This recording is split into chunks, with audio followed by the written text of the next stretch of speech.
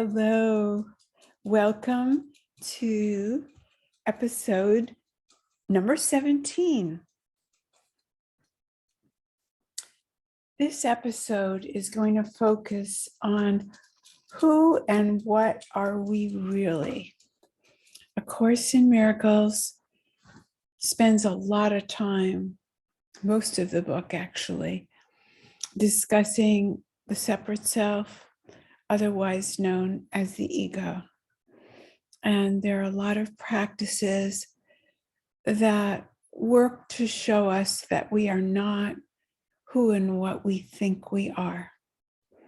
And A Course in Miracles and non-duality are exactly the same in the belief that we are something way more expansive than we can envision.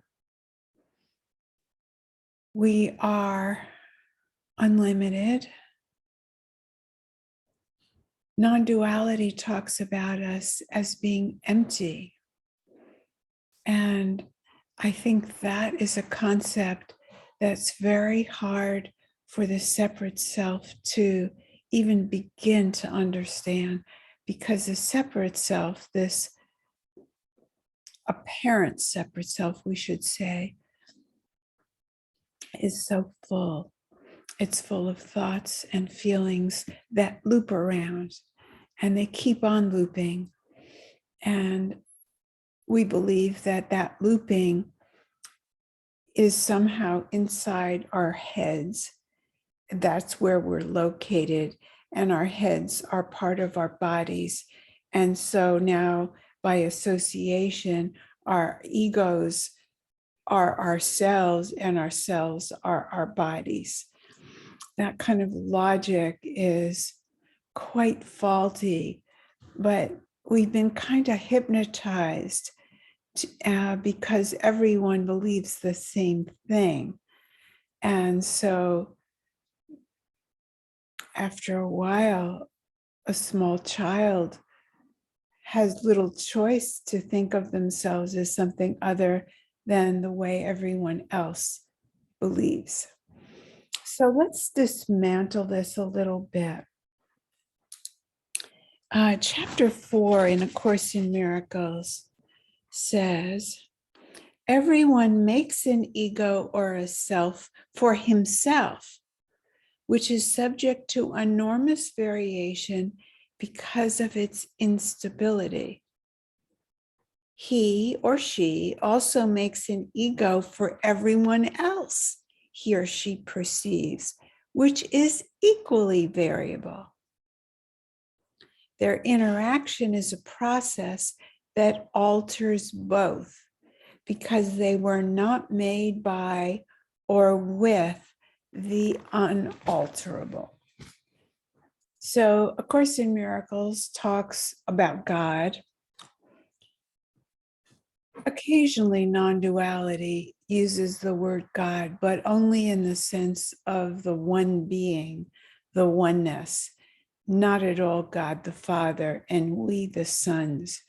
But I believe that that was a way that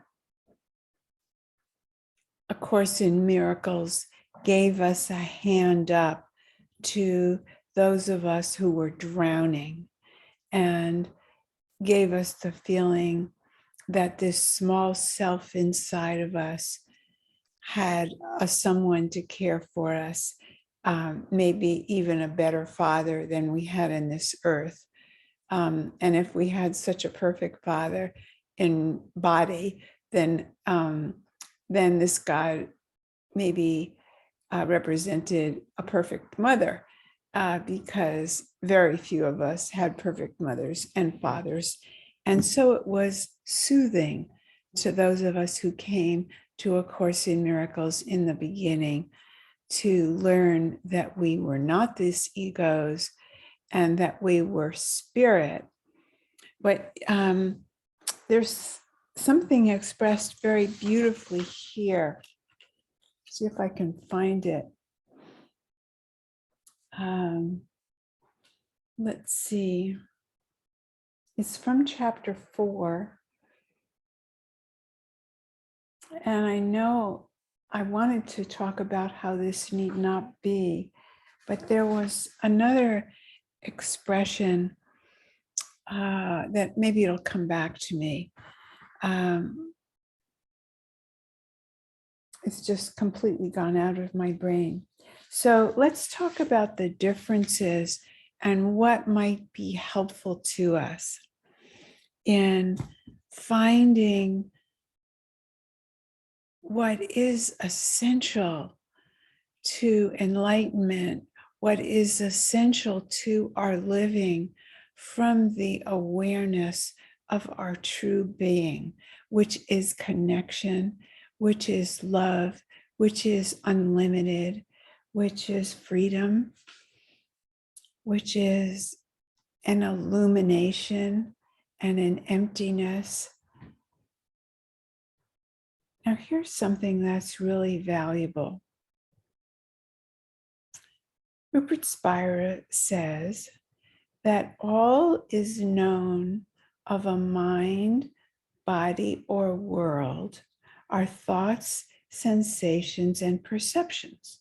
Well, we think we know that we're a solid body, but actually what we know is our thinking, our body sensations, and our feelings. But all that is known of the thoughts, sensations, and perceptions are thinking, sensing, and perceiving.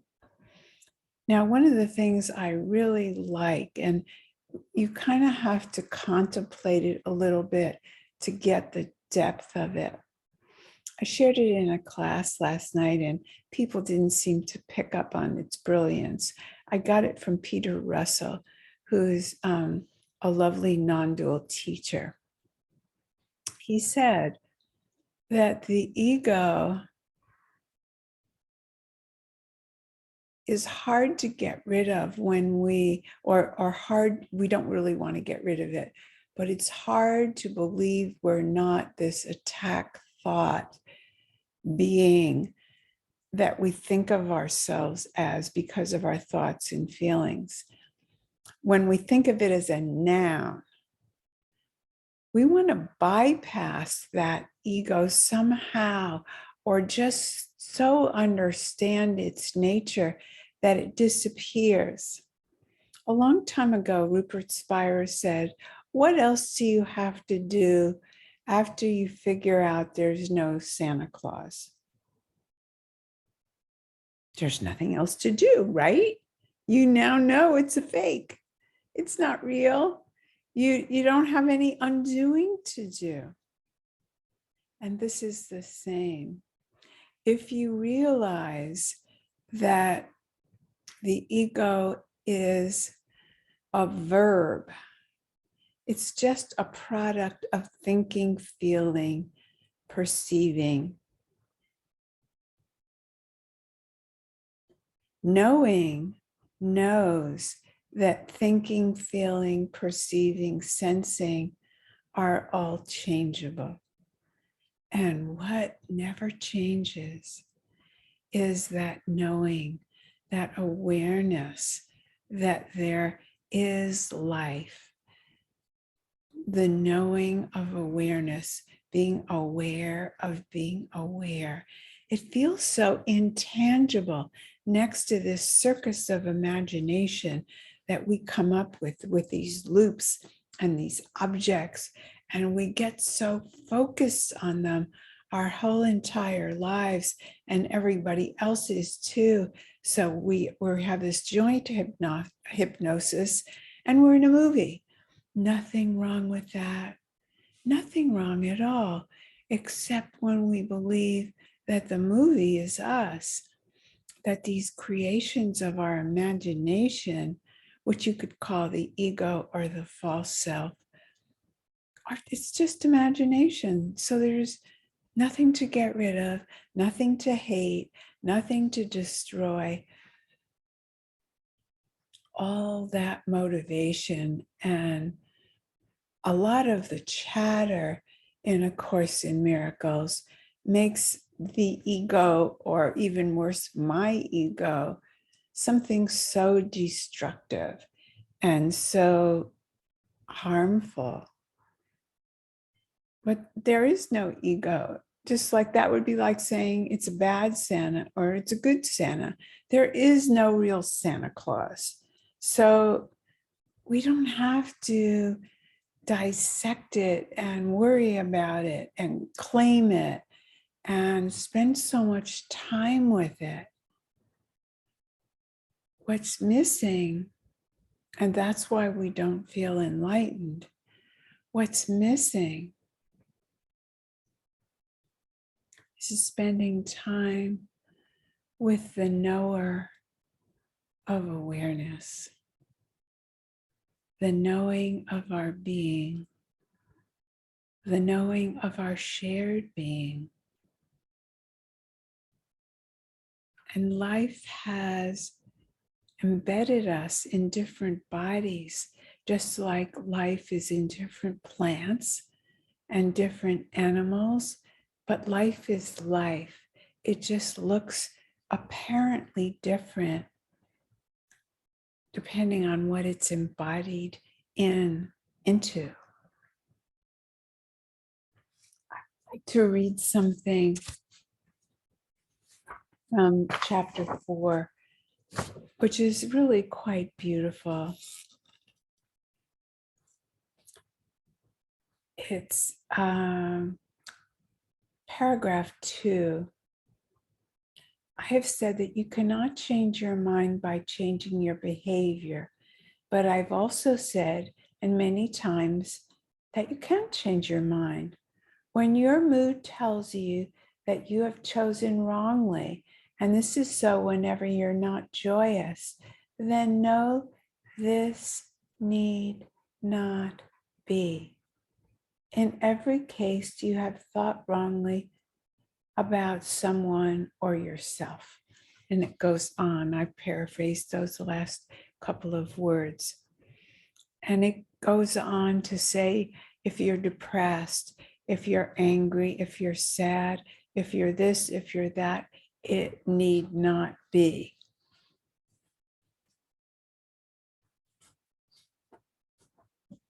What I'd like to read to you now is one more thing, and then we're going to meditate on what we are. This is from Rupert Spira's book, The Sense, and the chapter is The Sense of Being Myself. It's from the book, Being Myself. Just as the nature of water stays the same, even when mixed with tea or coffee, so our essential self remains in its pristine condition, even when the mixed with the content of experience. It's only necessary to stay in touch with one's essential self or being in the midst of all experience. So guess what? We don't need to get rid of experience. We don't need to get rid of sadness, anger, depression, anything, because they don't exist either. They're just temporary states. They are energy in motion. They are meant to move through. We are meant to feel them. We wouldn't be sentient beings with all of these capacities if we weren't meant to experience them. There is nothing wrong with living as the movie if we can add on a knowing of what we truly are. And what are we? Let's join together right now in seeing what doesn't change. Let's step into our day. Let's step into what we've been feeling today. Maybe today was rough. Maybe, as the Course mentioned, you were sad. Well, you actually aren't sad. Sadness happened. You are this pristine being that is untouched by sadness. Perhaps anger happened. Let's notice the difference between my saying anger happened versus I feeling so angry. Now you've claimed it as your own. Now it's part of the ego's constellation. But the ego doesn't exist. So why claim something that is so unreal and so temporary? Now, a few minutes ago, I mentioned being wholly joyous. I believe that what the Course and non-duality mean, because we're limited by words. For me, joy and freedom and peace mean the absence of suffering. They don't mean the same thing as the content of experience when we have joy or excitement or a filling up from what Rupert calls the objects of experience, meaning relationships, thoughts, feelings, stuff, experiences, any of that. It's all objects. And even the ego is an object because it's made up, it's temporary, it's not permanent. But I love this word that I mentioned in the beginning. I had a hard time understanding that the self was empty. I also had a little trouble, and maybe I still do, in seeing the self as illumined. I believe it, but belief is different from knowing. However, I can see that if the self is transparent and not solid, then the light of the world is what shines through. It's not a personal self. And so even right now, I'm having a direct understanding of what a self that's illumined is about. There is so much to be learned, I feel, from that word empty. When we're filled from ego, thoughts, feelings, perceptions, anticipations of future, regrets and recriminations or glee of the past, or spinning, dancing, looping. All we need to do is remember that emptiness. And that emptiness is a portal to the experience of freedom. For me, freedom is the absence of suffering. It's also unlimited. It's not the freedom to do what I want and a freedom about this world. It's an unlimited capacity to extend, to receive, to love, not a personal love, which is conditional, a love that has no bounds and is not limited to my life. I know that my daughter, Melissa, is no longer a body, but she's communicating an expansion of that, I guess what they mean by agape love, that love that is impersonal and not subject to doing or feeling or thinking or gifts or exchanges or anything about the world. It's kind of what babies come in like. Those of us who've had sweet experiences with newborns, and they have no defenses, and they have just enormous capacity to smile and laugh from the belly and extend and look and gaze. And you can kind of sense how there's no limit to that. And that's the way we're immortal, because we tap into that energy that never dies and was never born. And in those ways, A Course in Miracles and non-duality are exactly the same. It's just in the middle and in the beginning. A Course in Miracles suggests we need to do mind training, but it's not mind training of this essential self. And I do very much agree with the non-dual teachers that say mind can't be trained, and enlightenment doesn't come through the mind. So you might as well just use awareness to notice. And sometimes awareness puts an end and a change to everything. It's really kind of not the same if you're attacking someone and then you notice that you're attacking them. Now is a different ballgame, and maybe that's the great benefit of A Course in Miracles, teaching us to develop our strength in that local awareness. The local awareness is a little closer to the personality. It's not that empty awareness that has no opinion. It's a little closer and says, oops, you just judged your brother. Oops, you've had another attack thought. Oops, choose again.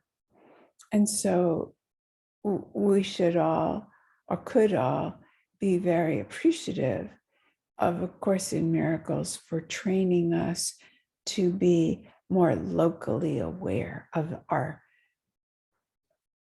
self that appears to be personal. And then there's the next place that we get to go.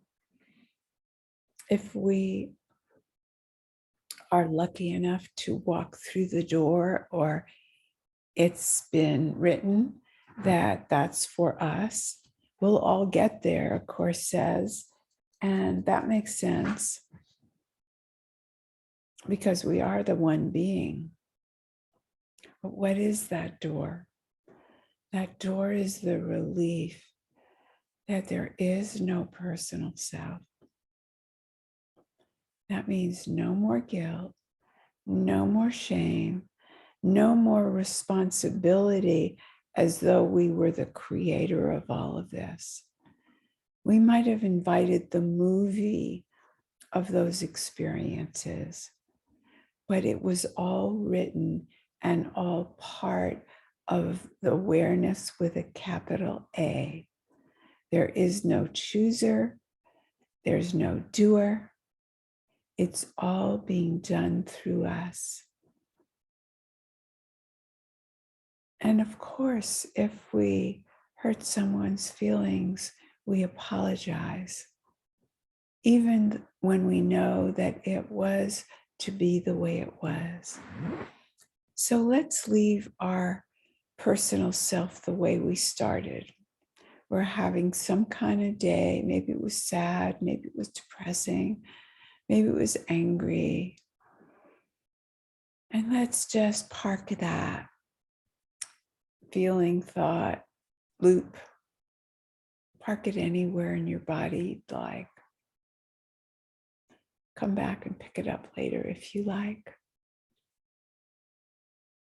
And let's move on out from the local awareness that knew we had a thought or a feeling. And let's move on out even further into space, the space of this room. People are very interested in inhabiting the space beyond. But how about inhabiting our lives? How about inhabiting our real selves? Our real selves, which have been waiting for us to recognize. Our real selves that are unlimited. And believe it or not, the space in our room is a portal, because the space invites all to belong. The space rejects no one and nothing. The space has the neutrality of awareness. The space just is. It doesn't have a color. It doesn't have an age. Just like us. When we think of us, we feel like the same being that we've always been in our memory, and yet we know we're different. That being is our pristine preciousness. It's the preciousness of every being that is us. There are only the movies. Real life is reversed from what we think. We think the movies are real life, and we'll go to our spiritual life, which is our imagination. Nope, it's the opposite. Real life is what's unchanging. It's so the good news. Real life is pristine, without opinion. Can you imagine if you spent a whole day abiding in no judgments, no opinions, but you were moved all through the movie of your day? You won't do nothing. I know this is the separate self's first comeback. Well, why wouldn't I just lay on the couch and do nothing? No, you just won't get the credit and you won't get the blame, but you will be a doer because we are all being lived. And I'll leave you with a little story. It's very short. There was an elephant that as a baby was roped around a tree stump. And this elephant, of course, believed, this baby elephant, that he couldn't move anywhere, that the tree stump was holding him. And in fact, it did hold him when he was little. And then when he became big, they could still tie up this elephant on this little tree stump that was quite sturdy but small. And he thought the tree stump would hold him. And that's a true story. But it metaphorically describes us. We trust our beliefs and we think we're powerless, when indeed we're as powerful as the element that could disrupt that tree stump with a blink, with a very little small effort.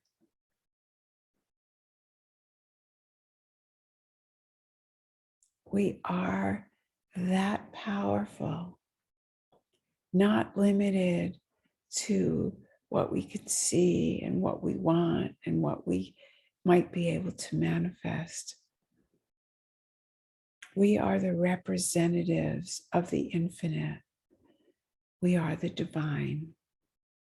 We are God. And the sooner we claim it, the sooner we will give peace and receive peace, because that is our nature. Goodbye until the next time. See you for episode 18 next.